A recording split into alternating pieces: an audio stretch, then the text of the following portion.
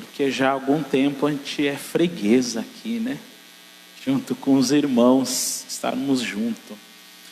Prazer em ver o pastor Abenício, o presbítero irmão César, o Cezinha, demais irmãos. Queridos, o pastor Abenício já deu uma breve introdução. Hoje eu estou aqui para cumprir uma agenda do campo. E nós louvamos a Deus por pastor Abenício permitir esse trabalho. Trago uma saudação do pastor Elias, do nosso pastor presidente para esta igreja, a qual o servo do Senhor tem muita consciência do trabalho, do ministério da igreja, da pessoa do pastor Abenício. E hoje nós estamos aqui para cumprir uma agenda, para falar um pouco sobre culto no lar. Eu e você, nós somos cientes, e eu talvez esteja chovendo no molhado, e vou fazer chover naquilo que está molhado. Nós temos algo da parte de Deus. A igreja é a única instituição do mundo que tem uma ordem muito imperativa, e esta ordem ela não pode ser negociada, ela jamais foi nos apresentada como uma opção. Eu quero fazer, eu faço, eu quero fazer, eu não faço. Não existe opção para uma ordem que Deus deu para mim e você, para nós irmos ao mundo e pregarmos a palavra de Deus. A palavra de Deus é prioridade de todos nós, do ministério. A igreja, a principal arma da igreja ainda é a pregação do evangelho. Conforme o que é dito num púlpito, uma igreja diminui ou uma igreja aumenta. A importância da pregação, estamos falando no aspecto de ensino, mas hoje estamos no aspecto de anunciar, de proclamar, de falar de Cristo. E um dos meios que Deus utilizou para que isso concretizasse no mundo, Deus utilizou os lares. A nossa igreja, a Assembleia de Deus, sempre utilizou os lares para a propagação do evangelho. A Assembleia de Deus hoje é uma das igrejas, a maior igreja pentecostal no Brasil. Há 100 anos no Pará, se iniciou em culto nos lares. Quantas vidas foram salvas pelo culto nos lares? E hoje, o Ministério Londrina, pela pessoa do pastor Elias, o desejo é que nós retornamos. Eu digo que não é método, é um princípio bíblico. Nós retornamos esses cultos nos lares. Agora veja, culto no lar não é célula e nem pequeno grupo. E culto no lar não é substituir as atividades da igreja, não. É andar junto, com o propósito de proclamarmos a palavra de Deus. Agora, eu falar sobre culto no lar é uma coisa. Agora, a minha intenção é que nesse estudo, que nós criamos uma conscientização e vamos perguntar para a palavra. O que a palavra fala sobre culto no lar? Uma coisa, com todo respeito, é o pastor Abenício falar. Uma coisa, muito menos, é eu falar. Mas se nós perguntarmos para a Bíblia, para a palavra de Deus, o que ela tem para falar sobre este ministério nos lares? Meu irmão, ela tem muita coisa para falar. Então abra comigo Atos dos Apóstolos, capítulo 10. E eu gostaria que você não fechasse a Bíblia. Apesar do nosso irmão lá nos ajudar no Data Show, e vou precisar muito de você hoje, viu, rapaz? Você vai me ajudar a pregar aqui. Aí depois a oferta eu divido com você, tá? Eu divido com você depois a oferta, tá? Você vai me ajudar a ministrar hoje. Atos 10. Na verdade nós vamos meditar todo o Atos 10 de uma forma bem objetiva, tá? Bem rápida, objetiva. Na verdade nós vamos meditar, mas nós vamos iniciar com alguns versículos. E nós vamos ver o que a Bíblia fala sobre culto no lar. Isso que é importante, irmãos. Nós temos que deixar a Bíblia falar mais no nosso meio. A palavra tem que ditar mais no nosso meio. A palavra tem que nos orientar mais. Precisamos ser guiados mais pela palavra de Deus. Então isso é importante. A minha Bíblia está na atualizada? Está na atualizada aí, meu querido? Se tem atualizada, muda aí para mim. Eu não sou muito fã da corrigida, não. Atualizada nos diz assim: morava em Cesareia um homem de nome Cornélio, centurião da corte chamada italiana, piedoso e temente a Deus, versículo 2, com toda a sua casa, e que fazia muitas esmolas ao povo e de contínua orava a Deus. Versículo 3, este homem observou claramente durante uma visão, cerca da hora 9 do dia, um anjo de Deus que se aproximou dele e lhe disse: Cornélio. Este, fixando nele os olhos e possuídos de temor, perguntou: quem é, Senhor? E o anjo lhe disse: as tuas orações e as tuas esmolas subiram para a memória diante de Deus. Agora envia mensageiros a Jope e manda chamar Simão, que tem por sobrenome Pedro.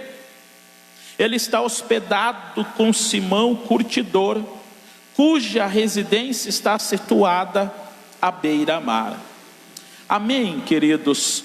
Vamos parar por aqui, vamos começar a meditar um pouco nesses versículos aqui. Todo mundo conhece a história de Cornélio? Eu sei que você é um bom leitor bíblico, lógico que você conhece a história. Atos 10 nos fala de algo que aconteceu na casa de Cornélio. Na casa de Cornélio acontece um culto na casa de Cornélio. Nós sabemos, nós vamos ver isso mais para frente agora. Mas o que me chama a atenção, e o primeiro ponto que eu quero ressaltar aqui, né, já, primeiro momento desse estudo, é que quem proporciona este culto não é Cornélio. Não é Cornélio que pede para fazer um culto na casa dele. É o próprio Deus que se manifesta, envia um anjo até Cornélio e diz: Cornélio, manda chamar Pedro e ele vai vir aqui, tem um monte de coisa para falar e você ouve o que ele tem para falar. Quem é que, desculpe o meu termo tão pobre, quem é que inventa esse culto? Quem é que inventa fazer um culto na casa de Cornélio? É Deus. A iniciativa é de Deus. É Deus que proporciona a manifestar-se na casa de Cornélio. É um Deus que diz: eu vou me manifestar hoje. E diante de muitos lares, ele escolhe um lar da casa de Cornélio. Ele diz: eu vou me manifestar lá. E a maneira que Deus se manifesta, e Deus quer fazer algo, e nós vamos ver que Deus faz maravilhas na casa de Cornélio. Deus não se manifesta sem antes a propagação da sua palavra. Então é o Deus que anda junto com a palavra, é um Deus que utiliza a palavra. E Deus então, primeiro, Deus proporciona, Deus escolhe um lar, e eu quero te chamar a atenção. Deus só não proporciona, Deus só não escolhe o lar, Deus também escolhe o pregador. Deus escolhe o pregador. Deus disse: eu vou fazer um culto na tua casa. E Cornélio poderia ter dito: legal, posso chamar o Luciano para pregar? Ele diz: Deus, não escolhi ele. Posso chamar o Cezinha para pregar? Também não. Então quem? É Pedro que vai pregar na tua casa. E sabe o que me chama a atenção nisso? Quem faz a escala do pregador é Deus. Quem faz a tua agenda é Deus. O céu foi encarregado de fazer a agenda do pregador. Isso é maravilhoso. Isso é maravilhoso, irmão. Um Deus que escolhe o pregador. É um Deus que seleciona o pregador. Isso é fantástico. E quando nós olhamos um Deus que proporciona e que escolhe o pregador, é engraçado. Vá lá para o versículo 19. Deus escolhe o pregador. Vá para o versículo 19. Nós só vamos ficar em Lucas 10, tá?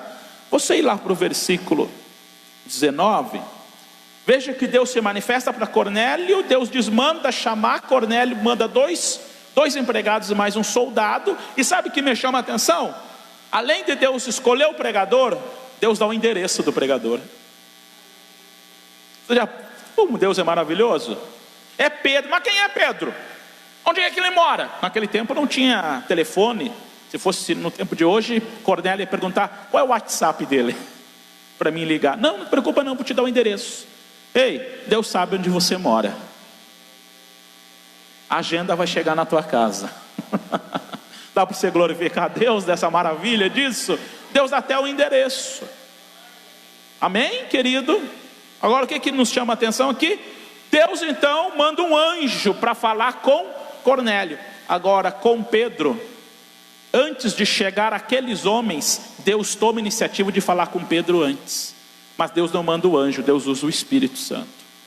Olha o versículo 19. Enquanto meditava Pedro acerca da visão, disse-lhe o Espírito. Disse quem?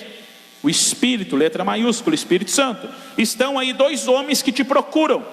Levanta-te, pois desce e vai com eles, nada duvidando, porque eu os enviei. Olha o versículo 22. Então disseram: o centurião Cornélio, homem reto e temente a Deus, e tendo bom testemunho de toda a nação judaica, foi instruído por um santo anjo para chamar-te aonde? Para onde? Sua casa, e ouvir as tuas palavras. Preste atenção aqui. Pedro não foi convidado para pregar num congresso. Pedro não foi convidado para falar numa conferência. Pedro não foi convidado para pregar num grande simpósio. Nem foi convidado para pregar no Descende. Nem foi convidado para pregar numa IBL de Londrina. Ele não foi convidado para pregar na Faculdade Sul-Americana. Ele foi convidado para pregar numa casa. Ele foi convidado para pregar numa casa. Deus convida ele para ele pregar numa casa.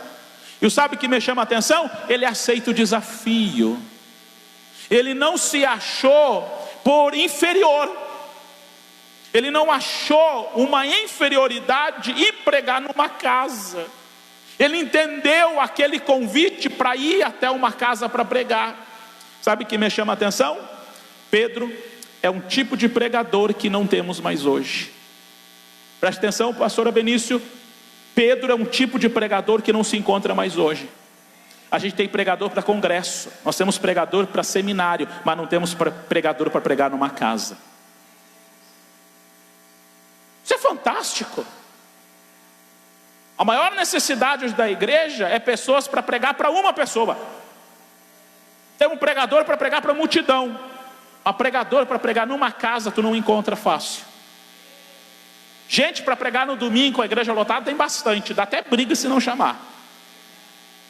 Para pregar em congresso que mais tem gente. Agora para pregar numa casa, meu irmão, está em extinção pregadores desse jeito. Xalabacandarai. Que Deus esta noite levante homens e mulheres aqui que aceitam o desafio vindo do céu para você pregar em lares, pregar numa casa. Porque Deus se importa em fazer agenda para nós pregarmos numa casa. Quem faz a agenda é Deus para pregar numa casa. E sabe o que me chama a atenção? Pedro foi. Pedro é um tipo de pregador que faz falta hoje. E Pedro foi um camarada que no capítulo 2 prega para uma multidão. E 13.000 almas se convertem. Pedro é o pregador da multidão. Atos 8, Pedro é enviado pela igreja para fazer um trabalho de avivamento em Samaria.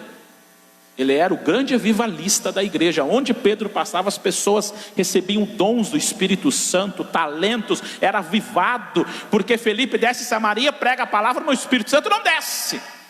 Filipe é retirado pelo Espírito, é levado para o deserto. Então Deus manda Pedro até Samaria. Pedro chega lá e começa a levantar a mão. Todo mundo começa a ser batizado com o Espírito Santo. Diz Atos 8. Pedro é um pregador da multidão. Pedro é o pregador avivalista. Mas isso não impediu dele ir numa casa pregar a palavra. Xalabacandarai.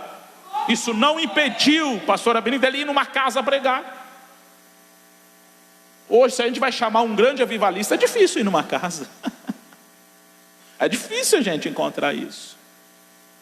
Não estão entendendo o convite? Oxe, vai na minha casa pregar. Deus, tu vai lá na casa dele. E Pedro não hesitou, obedeceu e aceitou o convite. Eu posso ser pregador de multidão, eu posso ser um grande avivalista, mas isso não me impede de eu ir lá numa casa e pregar a palavra de Deus. É bonito isso. Será que a gente vai obedecer hoje? Deus nos chamar para ir num lar, pregar para uma família, mas só tem 2 lá, pastor. É bonito pregar no domingo, está cheio de gente a igreja. Ei, seja fiel no pouco, que no muito Deus te coloca. Aleluia. A gente quer ser fiel no muito, mas não sabe ser fiel no pouco. Que Deus nos dê graça para a gente ser fiel no pouco. Porque uma vida, se Deus se importa com uma vida, por que a gente não vai se importar? Se Deus se importa com uma casa, Deus prepara toda a atividade para um culto acontecer numa casa, e a gente se prende para não ir numa casa. É fantástico. Atos 10 é fantástico. Quando a gente olha todo esse movimento aqui, queridos, coisa fantástica, a gente chega a uma conclusão, que Deus sempre trabalhou em lares. A Bíblia sempre falou isso. É um Deus aqui que proporciona um culto no lar, um Deus que escolhe um pregador, mas não está só em Atos 10 o culto no lar. Não precisa você botar no data show, querido, e depois, se você quiser, eu passo todos os versículos para você. Mas você conhece, você é um bom leitor bíblico. Atos 5:42 vai nos dizer que a igreja estava todos os dias, não era uma vez por mês, não era uma vez por ano.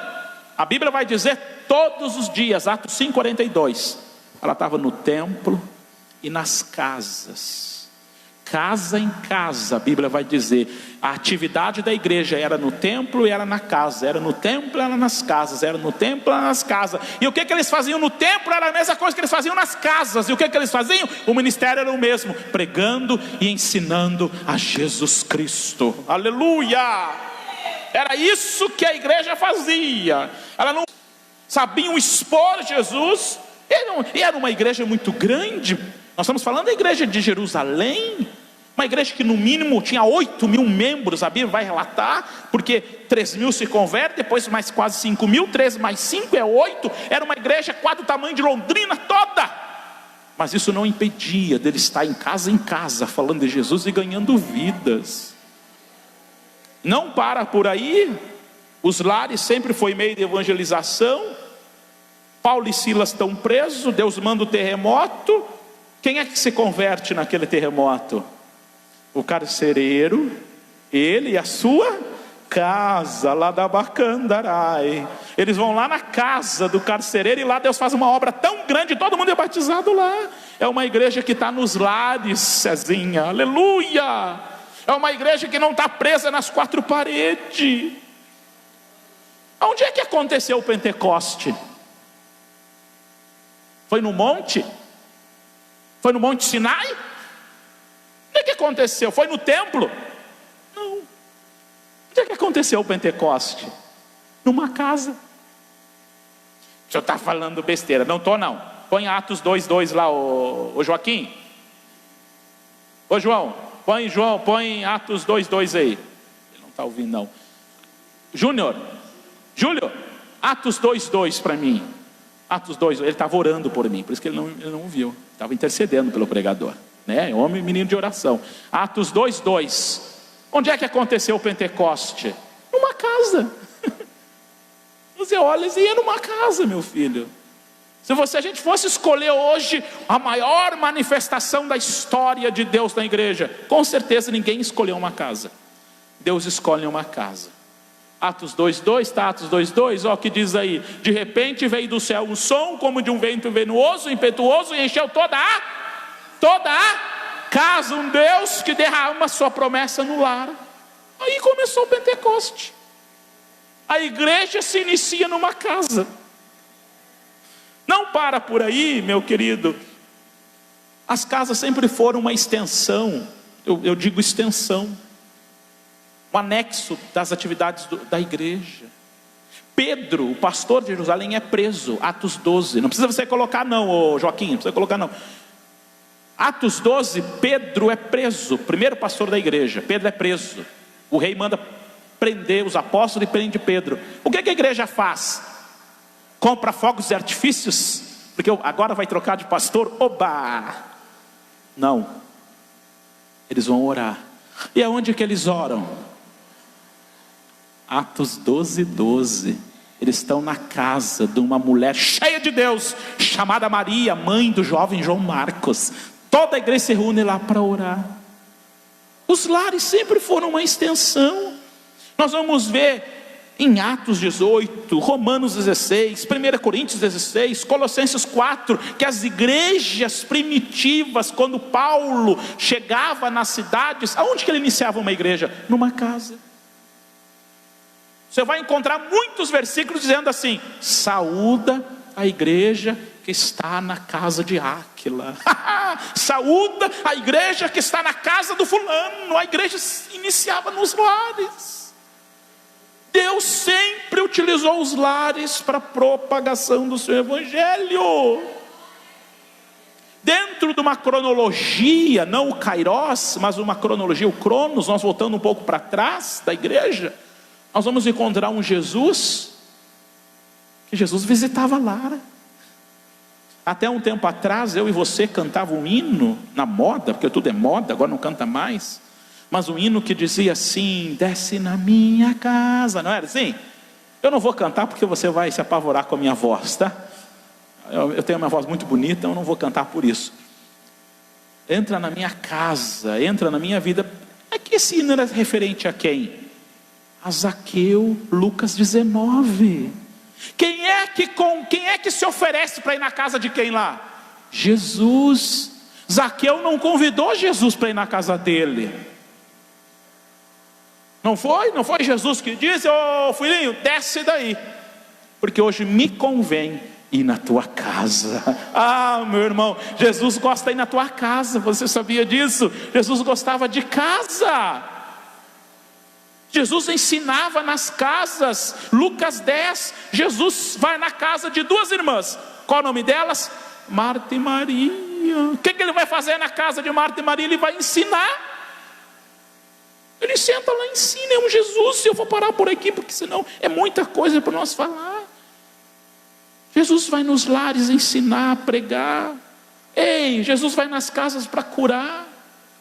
Jesus vai na casa onde está tendo velório e transforma velório em alegria. Tem muita casa que no nível espiritual está velando. Muita gente, há muito tempo esse velório. Deixa Jesus entrar lá que Jesus transforma. Jesus tem o Talita Cume para dizer na tua casa. Aleluia! É um Jesus que sempre está agindo nas casas. Lucas 10, Jesus manda os 70 discípulos, a missão dos 70, manda em dupla. Quantas duplas deu? 35. E qual era a ordem de Jesus? Aonde é que Jesus mandou eles ir? Não foi nas praças. Jesus mandou eles nas casas. Depois você lê lá Lucas 10:5. Não precisa botar agora não. Lucas 10:5 vai dizer isso. Jesus chama todos os 70 e diz assim: agora vocês vão pregar a minha palavra. E onde nós vamos, Jesus? Vocês vão nas casas. E sabe o que Jesus disse? Você não precisa estar em casa e não. Entra numa casa. Se lá ouvir a palavra, fica lá, prega, ensina, ora, depois vai voltar. Não é para andar em casa e não. Entra numa casa e prega a palavra, lá já está suficiente. Os irmãos estão entendendo? Nós temos muitas passagens bíblicas, e se isso, meu irmão, não te convencer, eu não sei o que vai nos convencer. Eu não sei, a palavra não mexer em nosso coração, eu não sei o que mais mexe. Agora, diante de tudo isso, vá ao versículo 24 de Atos 10.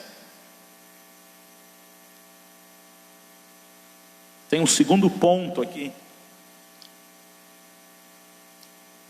Eu gostaria de ressaltar em todo esse capítulo 10, é que Deus manda chamar Pedro. Pedro aceita, né? E Pedro vai com eles para fazer o culto lá. Porque quem proporciona aquele culto, quem inventa aquele culto é Deus, né? E Pedro vai para pregar a palavra. Agora, Deus proporciona o lar. Entenda isso que é importante para nós. mas cabe a nós algumas responsabilidades para que isso aconteça. E Cornélio tem muito a nos ensinar. Olha o versículo 24. No dia imediato, entrou em Cesareia. O que Cornélio fez? Estava esperando por eles, tendo reunido seus parentes e amigos íntimos. O que Cornélio fez? Vai vir pregar na minha casa? O que ele fez? Ele abriu a sua casa para que o pregador entrasse, para que a palavra de Deus entrasse. E o que ele mais fez? Ele convidou gente. Ele convidou os amigos mais íntimos. E ele convidou os seus parentes. O que a gente aprende aqui? Muita coisa em Cornélio. Deus proporciona, mas cabe nós a responsabilidade da gente abrir a nossa casa para esse trabalho. E cabe a nós convidar amigos, convidar parentes. Então o que a gente aprende aqui? Uma outra verdade, que um culto no lar é uma grande oportunidade de nós convidarmos os nossos parentes e os nossos amigos mais próximos para ouvir a palavra. Não é todo mundo que vai na igreja, que gosta de ir na igreja. O diabo põe pensamento errado sobre a igreja. Talvez alguém teve uma experiência equivocada, não gostam de ir, mas numa casa vão. E quando vão numa casa ali, conhecem a Jesus, aí começam a ir na igreja. Os lares é uma oportunidade, querido, de você convidar aquele seu parente que não é crente. O culto no lar é uma oportunidade de você convidar aquele seu amigo da escola, aquele seu amigo de serviço, seu amigo íntimo. Abre a sua casa e convida ele. Talvez para um culto ele não vai, mas se tiver um culto na tua casa, ele vai. Em consideração lá, Deus usa. Era isso que Deus fazia, era o instrumento, era o método que Deus fazia. Ele abriu a casa. Isso nos ensina a nossa participação nesse ministério. Qual é a minha participação nesse ministério? Abrir a minha casa, porque um culto no lar pode ser feito na casa de crente e pode ser feito na casa de não crente. Para você ter uma ideia, esse projeto, esse ministério, sabe quem é que está aplicando? Esse sábado nós vamos dar um treinamento, não é nem seminário, é dar um treinamento para o pessoal do Projeto Lucas. O Projeto Lucas vai invadir aquelas casas com culto nos lares. Tem 10 duplas lá para mim dar treinamento, porque eles vão invadir os lares lá com culto nos lares para ganhar todo aquele povo lá para Jesus daquele bairro lá. A Vila Marísia. É um excelente trabalho, um excelente ministério. Você pode chegar para um amigo e dizer: olha, conhece Jesus, começa a pregar a palavra para ele se interessa, vamos fazer um culto na tua casa, vamos fazer uma reunião rápida, objetiva na tua casa. Isso é fantástico. Abre a tua casa para convidar teus vizinhos, meu irmão. Você imagina a rua da tua casa, eu não estou falando nem do bairro, eu estou falando da quadra da tua casa. Quantas pessoas a gente pode ganhar para Jesus na quadra da tua casa? E qual é o meio disso? Começa a fazer culto lá, mas convidar os vizinhos. E sabe o que me chama a atenção aqui? Para Cornélio foi fácil ele reunir essa gente. Ele mal abriu a boca, já tinha um monte de gente, porque depois o versículo 27 vai dizer que se encontravam na casa de Cornélio muitas pessoas. O versículo 27 vai dizer, tinha muita gente reunida ali. Foi fácil Cornélio reunir muita gente, sabe por quê? Vá para o versículo de número 22. Nós já lemos ele, mas eu quero destacar outra coisa aqui no versículo 22. Abra o versículo 22. Sabe o que Cornélio tinha? Bom testemunho. Quem tem bom testemunho, enche a casa ligeirinho de gente. Quem tem bom testemunho, o vizinho vai na casa dele. Quem tem mau testemunho, o vizinho foge dele. Olha o que diz o versículo 22. Então disseram: o centurião Cornélio, homem reto e temente a Deus, e tendo bom testemunho. Sabe por que que muita gente não consegue levar gente na sua casa? Porque não tem bom testemunho. Briga com o vizinho, briga com a rua toda, não dá bom testemunho de crente. Tem gente que vai dizer, tem gente que fala assim, ó, eu vou na casa do fulano, mas na minha casa não dá para fazer culto. Sabe por quê? Por causa do seu mau testemunho. Não dá testemunho de crente, de filho de Deus. E sabe o que me chama a atenção nesse texto aqui? Ei, qual era a profissão de Cornélio? Não era assistente social, não. Qual era a profissão de Cornélio? Não era político, não. Não era bonzinho, não. Não era pastor a profissão dele para ser querido. Sabe qual era a profissão dele? Centurião. O que o centurião fazia, pastor? O centurião era um capitão do exército romano que era pago para maltratar os judeus. Ele ganhava para maltratar os judeus, mas ele conseguiu desfrutar a admiração, e não é da rua da casa dele. Ele tinha bom testemunho da nação toda, de Dan a Berseba. Ei, todo mundo sabia quem era Cornélio, e todo mundo conhecia Cornélio por causa do seu bom testemunho. Ele conseguiu reverter o seu testemunho, falava mais alto que a sua profissão. Amém, meu irmão? Tem gente que a profissão fala mais alto que a sua fé. Cornélio era o contrário. O seu bom testemunho brilhava, falava mais alto que a sua profissão. Os irmãos estão entendendo, queridos? Por isso que ele gozava de bom testemunho. Então foi fácil ele reunir gente na casa dele. Deixa eu te fazer uma pergunta muito pessoal aqui.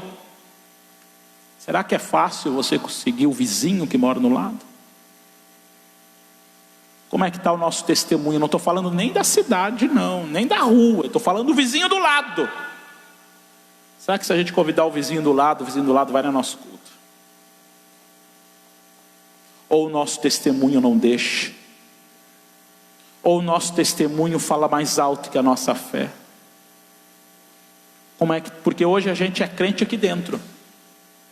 O que predomina, a gente é crente aqui dentro. A gente é homem e mulher de Deus aqui dentro. Aqui dentro, sapatinho de folga. Aqui dentro pega anjo pelo pé. Aqui dentro fala língua estranha. Fala fora, meu irmão, é a estranha língua. Ao contrário. Os irmãos estão entendendo, queridos? Culto no lar também nos convida a gente ter bom testemunho lá fora. E ir na casa desse, você é crente? Não sabia não. Os irmãos estão entendendo? O estudo, a conscientização. Agora, o que você faz num lar? O último momento que nós oráramos, o que você faz num lar? O que Pedro foi fazer numa casa? Pedro foi exercer um único ministério naquela casa. O que Pedro foi fazer lá? Pedro foi pregar a palavra de Deus. Pedro foi pregar a palavra de Deus. Vá lá para o versículo 33 desse capítulo. 33 diz assim: portanto, sem demora. Isso aqui Cornélio está falando para Pedro. Portanto, sem demora, mandei chamar-te, e fizeste bem em vir. Agora, pois, estamos todos aqui, na presença de Deus, prontos para ouvir tudo o que foi ordenado da parte do Senhor. O ministério que se predomina num culto do lar é a pregação da palavra de Deus. O que nós vamos fazer numa casa? Nós vamos pregar a palavra de Deus. Cornélio diz: pode falar, fala tudo, mas da parte de Deus. Eu não quero nada do homem, eu quero que venha do céu. Você é apenas um canal, Pedro. Você é apenas um canal, só vai passar por você aquilo que vem de Deus. Eu quero, pode abrir a boca. A minha casa está toda pronta para ouvir o que vem de Deus, pode falar. O ministério que tem que predominar num lar é a pregação do Evangelho. Ministério, nós vamos numa casa para pregar a palavra de Deus, porque esse, eu volto a dizer, esse é o principal ministério da igreja. Uma igreja cresce ou uma igreja diminui quando a pregação é valorizada ou não. O nosso grande problema hoje é que a gente parou de crescer porque a gente parou de pregar a palavra de Deus, a gente parou de falar de Jesus. Nós paramos de falar de Jesus para as pessoas. E esse é o ministério. Agora veja bem, o que Pedro falou lá? Seria interessante um dia a gente só falar sobre o que Pedro pregou lá. Pedro falou um monte de coisa. Pedro falou de Jesus. Mas vá lá para o versículo 43. Aí a partir do nós lemos o versículo 33, que Cornélio diz para ele, começa a falar agora. Aí o versículo 34 ele começa a pregar. E ele fala um monte de coisa. E ele termina no versículo 43. Olha o que ele diz no versículo 43. Isso aqui faz parte da pregação de Pedro. O que Pedro pregou numa casa? O que Pedro falou lá? E ele diz, de todos os profetas dão testemunho de que por meio do seu nome, que é Jesus, todo aquele que nele crê, receba remissão de pecados. Ele pregou um Cristo que perdoa pecadores. Ele pregou um Cristo que é esperança para o pecador. Ele não apresentou um Jesus que vai dar carro novo. Ele não apresentou um Jesus curador, curandeiro. Ele não apresentou um Jesus que vai dar casa nova. Ele não apresentou um Jesus para restaurar quebrado financeiro. Ele apresentou um Jesus que veio resgatar o homem do pecado, da morte, do juízo, e vai levar para o céu. É essa mensagem que a igreja tem que voltar a pregar nos lares. Um Jesus que salva, um Jesus que perdoa pecados. É essa mensagem que Pedro pregou. E deu resultado, pastor? E deu resultado? Qual foi o resultado que deu? O resultado que deu a partir do versículo 44, meu irmão. Leia aí o versículo 44, você vai ver o que Deus fez naquela casa. Agora é Pedro pregando. Agora é Deus que vai começar a agir naquela casa. Preste atenção, o versículo 44, eu estou indo para o final. Ainda Pedro, versículo 44, ainda Pedro falava estas coisas, quando caiu o Espírito Santo sobre todos os que ouviam a palavra. Aleluia. O Espírito Santo é consequência da pregação. Quer ser cheio do Espírito Santo? Te aproxima da palavra. A Bíblia diz que Deus derramou o seu Espírito quando Pedro falava, quando Pedro pregava. Pregava o que? Pregava essas coisas. Um Deus que Pedro não terminou a pregação. Pedro não concluiu. Pedro não fez nenhum apelo perguntando, tem alguém para aceitar Jesus? Ele não precisou disso. Porque o próprio Deus interrompe a pregação de Pedro. E coisa boa é quando Deus interrompe a pregação do pregador. Quando Deus falou, deixa eu concluir agora, deixa eu terminar essa pregação, deixa eu terminar esse estudo, deixa eu me manifestar. E Deus derrama do nada o batismo do Espírito Santo numa casa. O que a gente aprende nisso aqui? Um Deus que quer encher lares do Espírito Santo. Um Deus que quer encher casas do Espírito Santo. Um Deus que quer encher pais do Espírito Santo. Um Deus que quer encher mães do Espírito Santo. Porque o Espírito Santo sim, é a promessa de Deus. Promessa de Deus não é carro, promessa de Deus não é casa. Promessa de Deus ainda é uma pessoa cheia do Espírito Santo. Isso que é promessa de Deus numa casa. Tem muita casa com carro zero, tem muita casa com móveis de luxo, mas a tristeza reina numa casa. A promessa de Deus numa casa é uma casa do Espírito Santo. Você concorda que isso é palavra de Deus, meu irmão? Isso eu não estou inventando, eu estou expondo um texto que você tem aí todo dia. O que Deus mais fez naquela casa?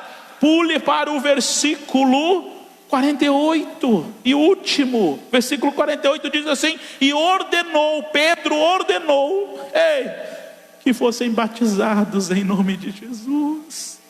O que houve naquela casa? Houve conversão. Houve vidas que aceitaram a Jesus naquela casa, porque o batismo é consequência de quem aceitou Jesus.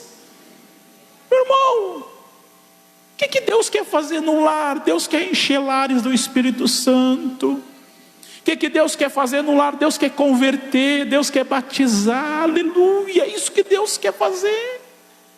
Eu quero concluir a pregação ressaltando duas coisas rápidas. A gente tem que entender que os lares, eu quero que você aprenda isso pela Bíblia. Qual é?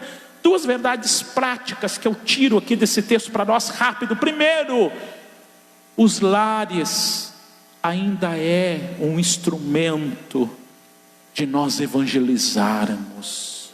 Você concorda com isso? Você pode dar um glória a Deus, você pode dar um aleluia nesta noite. Os lares ainda é um instrumento para nós ganharmos vidas para Jesus. Isso aqui que a gente aprende. Qual é a segunda verdade última que eu tiro numa aplicação, numa verdade desse texto para nós? Que a gente possa se envolver. Como Cornélio se envolveu, a gente possa se envolver. De que maneira? Abrindo a nossa casa. Como Cornélio abriu a sua casa, a gente possa abrir a nossa casa. E que a gente possa convidar as pessoas para participar. E que a gente participe disso. Isso a gente aprende nesse texto. O carcereiro abriu a casa dele.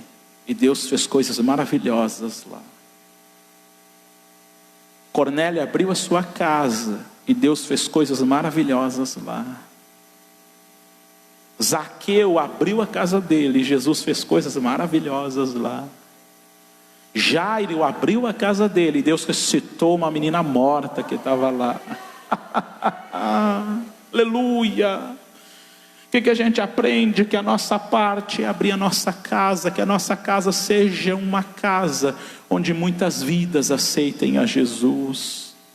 Eu quero te contar um testemunho muito rápido, muito rápido. Eu pastoreava uma igreja, eu num culto infantil, acho que até contei isso já, porque eu uso muito esse testemunho fantástico. No culto infantil, eu pastoreava uma igreja, culto infantil, foi uma menininha lá, 6 anos na época, hoje está uma moça já adolescente. E no momento do apelo, que a tia das crianças estava pregando, ela lançou um apelo e diz assim: quem quer aceitar Jesus? E aquela menininha saiu correndo do banco e veio para frente e disse: eu quero aceitar Jesus. Aí nós oramos para aquela criança, a importância de lançar convite para crianças. E veio correndo e aceitou Jesus. Os avós daquela menina e os tios eram tudo crente da igreja. Os pais não eram. Aquela menina chegou do culto e ficou sábado de noite, domingo, o dia todo, falando que era de Jesus, que aceitou Jesus, que agora era crente, ela tinha Jesus e ela queria ir para a igreja, O pai, endemoniado na época, cego espiritualmente, interpretou da seguinte maneira: fizeram uma lavagem cerebral na minha filha, porque há mais de 24 horas a minha filha só sabe falar que é de Jesus. Ligou para o sogro e disse assim: manda esse pastorzinho aí, de nada, esse pastorzinho aí, vem aqui na minha casa amanhã. Se ele não vir, eu vou denunciar ele, porque ele fez lavagem cerebral na minha filha. Manda ele vir aqui, se ele é homem, na minha casa, porque ele fez estrago na minha filha. No outro dia eu vou lá, levo o sogro dele junto, porque eu não sou bobo. Se eu vou apanhar, o obreiro apanha junto também, né? Não sou bobo nem nada, vai apanhar. Eu disse para o irmão José na época: só vai apanhar junto comigo. A gente chegou lá, nem foi no portão nos receber, gritou lá dentro: pode entrar! E eu tremendo, né? Tremendo. Cheguei lá e ele sentado na cadeira na cozinha, diz: que bom que o senhor veio, porque senão amanhã eu já ia na delegacia denunciar o senhor. É o seguinte, não mandou nem sentar, não me ofereceu nem café. Minha filha só estava falando de Jesus. O que o senhor fez? Eu quero uma explicação, porque senão amanhã eu vou denunciar o senhor. Eu digo: eu não fiz nada. Como não fez nada? Não é o senhor pastor da igreja? Sou. Eu não fiz nada. Quem é que fez? Foi Deus, a culpa é dele. Eu não vi nada. Então o que Deus fez? Me explica. Ah, meu filho, eu te explico. Fui com a Bíblia, abri a Bíblia ali, João 14,6 para ele. E aí tu sabe o que está escrito lá, né? Não precisa dizer não, né? A vergonha é você não saber o que está escrito lá.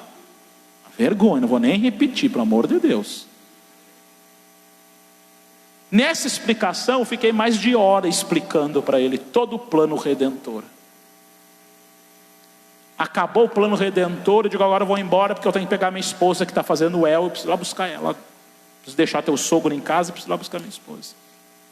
Estou saindo da porta da casa e ele assim, quando é que você pode voltar aqui e continuar falando isso aí? E nessa brincadeira foi 3 meses. 3 meses. No terceiro, 4 encontro, chegava lá, estava a mãe dele que ele chamou, estava a vizinha dele que ele chamou, e o pastor lá falando. Dei até curso de economia. E pregando Bíblia, e Jesus. Depois de alguns dias eu perguntei para ele, por que você não vai para a igreja? Ele assim, eu fiz um voto que eu nunca piso numa igreja. Porque eu pisei numa igreja e o pastor lá falou tanta besteira, porque eu fiz uma promessa que eu nunca ia pisar numa igreja evangélica. Eu tenho pavor de igreja evangélica. O do Senhor eu gosto que o Senhor fala. Numa igreja eu não piso. E eu não insisti. Deus me deu sabedoria. Isso aí quem vai derrubar o Espírito Santo não sou eu. Eu não tenho capacidade para isso. Meu papel é falar. O do Espírito Santo é convencer. E nisso foi 3 meses. Nunca convidei para ir na igreja por causa dessa barreira. Quando encerrou esse culto na casa dele, quando ele me perguntou assim, pastor, e eu só falando de salvação, o que eu preciso para aceitar Jesus? Digo, dobra o joelho aí. E ele dobrou o joelho na cozinha da casa dele. Digo, confessa a Jesus. Ele confessou a Jesus, ele e a esposa, e aceitaram a Jesus. O próximo culto, quem chega na igreja é ele e a esposa. Não era um casado no civil, a igreja paga o casamento civil e ambos descem as águas para a glória e para o nome do Senhor. A importância de um culto no lar. Depois não precisou mais fazer culto lá. Foi com esse objetivo. Os irmãos estão entendendo a importância de nós fazermos culto nos lares? A importância disso, irmãos. A gente tem que enxergar os lares como uma fronteira missionária. Eu te convido, você sair hoje, você vai voltar para casa. Eu te convido você trocar às vezes aquela mania de estar julgando, estar criticando, indo falando mal de tudo para casa, com todo respeito, mas falo, isso aqui é verdade. Você começar a olhar cada casa e você dizer, aqui é um campo missionário. Aleluia! Aqui é um campo missionário. Essa casa aqui é um campo missionário. Essa casa aqui é um campo missionário. Passa na frente de uma casa, todo mundo bebendo ali, com aquela vida tudo suja. Você pode olhar aqui, Jesus pode mudar essa casa, Jesus pode mudar esse lar. Eu pastoreava uma outra igreja, e do nada apareceu uma irmãzinha lá. E eu digo, de onde a senhora vem? Eu digo, eu venho do outro estado. Nós vamos cuidar de uma chácara. O senhor vai lá fazer uma visita para mim? Veio com cartinha de transferência. Vou. Quando entrei naquela casa, a casa toda suja, os bichos tudo andando, saindo. As filhas e as netas, era uma família que moravam tudo junto assim. As filhas e as netas andavam quase sensual dentro de casa, quase sem roupa, fumando aquele jeito de cigarro. Os netos tudo bêbado, atirado no canto. Eu digo, a senhora é crente? Sou, pastor, só eu. Tá bom, ninguém mais é. Não, pastor, precisa ganhar esse povo para Jesus, não vão para a igreja. Irmã, podemos fazer um culto aqui? Pastor, é o meu sonho. Quando a gente pode fazer? Quando o senhor quiser. Então depois da manhã, tá bom.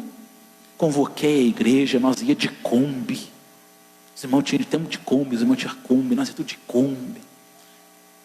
Eu tinha um Celtinha na época. Você lembra do Celtinha preto que eu tinha? Você me conhece? Tinha um Celtinha preto. Rapaz, arrebentei os amortecedores daquele carro, tudo andando naquela vila rural lá para fazer culto.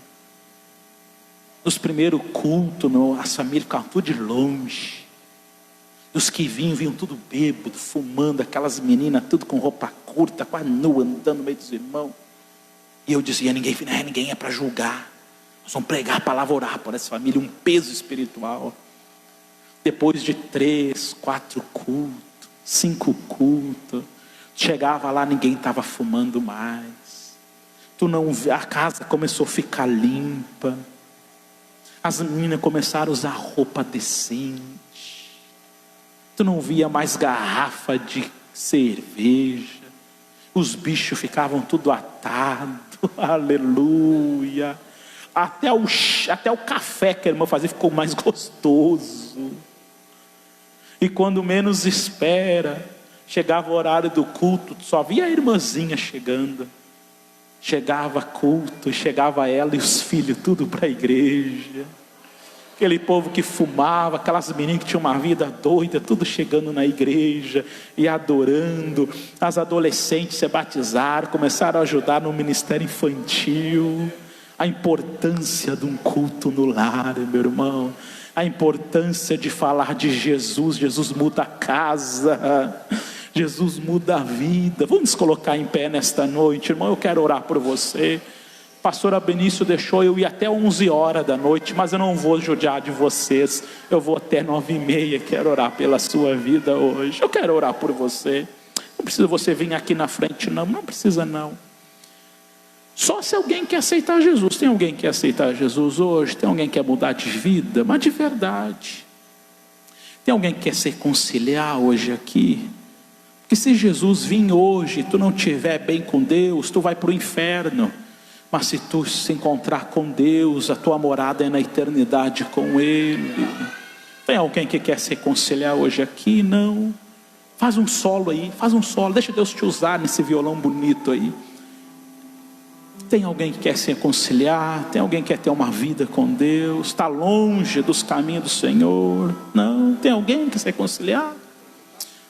Eu quero orar hoje pela sua vida. Não precisa você vir aqui na frente não. Eu quero orar por você, sabe para quê? Para que Deus desperte você, Deus queime o teu coração hoje.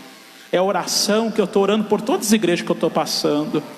Que o Espírito Santo queime o teu coração. Para quê? Que Ele ponha desejo para você pregar nos lares. Que Ele queime, Ele arda em você o desejo de fazer essa obra.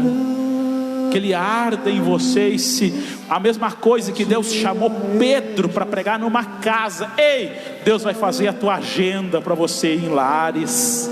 Deus vai te usar em lares. Que o Espírito Santo venha queimar o teu coração hoje.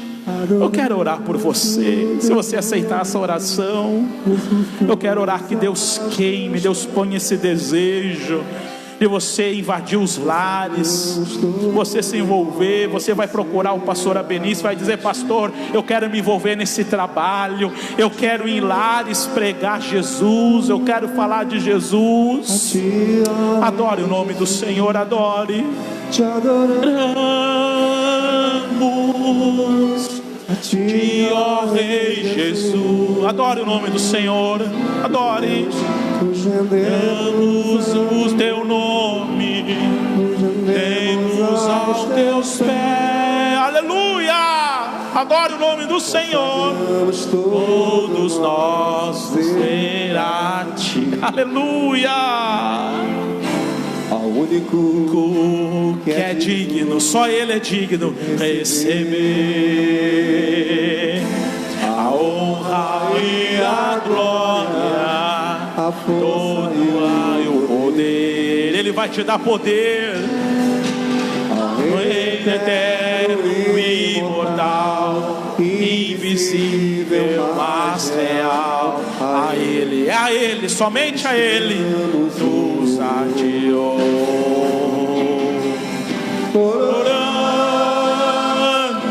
Oramos a Ti, ó Rei Jesus. Oramos a Ti, ó Rei Jesus. Jesus. Só a Ele, adoramos o teu nome, nos rendemos aos teus pés. Aleluia! Consagramos todo nosso ser a Ti.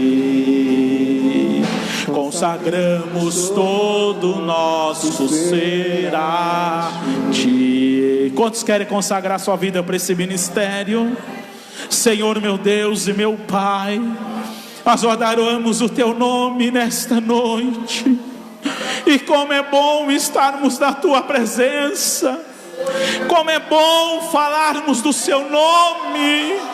Como é bom falarmos da Tua palavra.